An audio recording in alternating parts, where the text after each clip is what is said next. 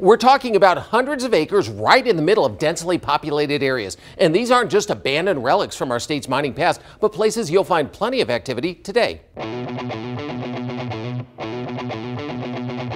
ripping it and pushing it up, and we're loading into our crusher, and it's going up to the top to our crusher facility. Wells Cargo Vice President Trent Scarlett says you've probably used materials mined here. Anywhere where you see black pavement.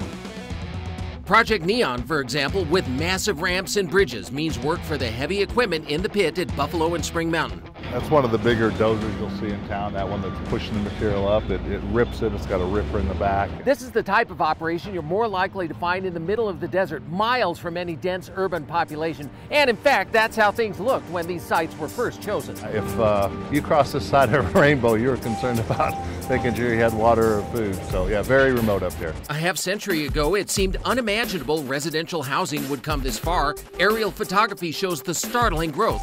It's actually two pits, but while one is 180 feet and going deeper, the other has been partially filled. Look at the Sky 3 video from 1996 on the left and today on the right.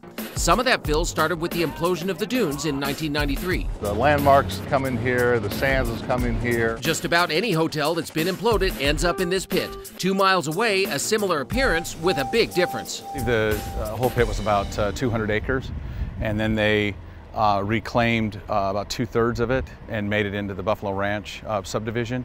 What we're standing on is the remaining pit that is about 50 acres, and it has the largest volume of airspace left and needs to be filled up. Las Vegas Paving's Dan Parasini says the mined-out hole on Durango near Tropicana was purchased years ago by developer D.R. Horton, who bottomed out the west side to bring up the east side for residential housing. Las Vegas Paving bought the rest as an investment. But where do you get enough dirt to fill more than 200 feet deep? The Raiders have found a home! All that excavation for Raiders Stadium goes down this hole. Most of the fill is less glamorous. So every day there's a little bit of a trickle effect.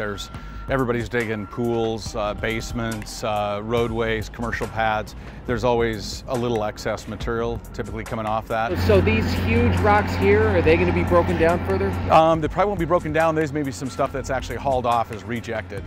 If you see retaining walls are built with those, they're really a liability to us. That's because this is an engineered fill, watered and compacted daily to precise standards to eventually support housing. We don't take any wood waste, organic waste, or anything. We're not a landfill. While the Las Vegas Paving pit slowly fills, back at Wells Cargo, mining continues in full swing. For just how long? It all depends on the demand of what we do, and we don't have a projection for that at this time.